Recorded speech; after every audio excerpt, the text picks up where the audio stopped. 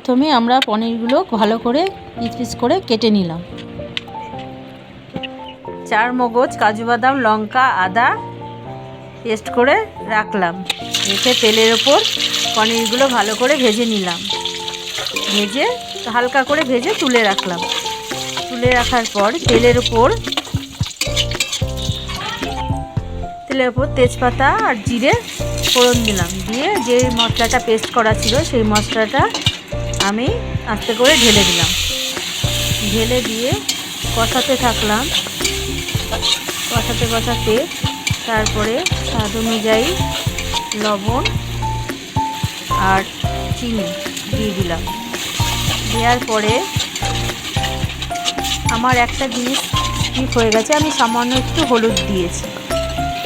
দেওয়ার পরে আমি টক দইটা ফেটিয়ে রেখেছিলাম দিয়ে দিলাম।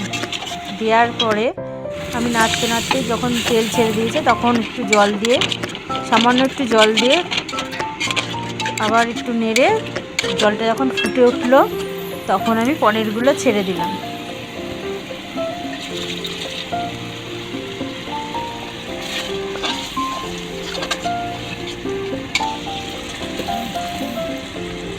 তারপরে ঘি আর বাড়ির বানানো রেমেডি মশলা দিয়ে দিলাম। দিয়ে আমি নামিয়ে নিলাম। আমার রান্নাটা যদি আপনাদের ভালো লাগে তাহলে অবশ্যই দেখবেন।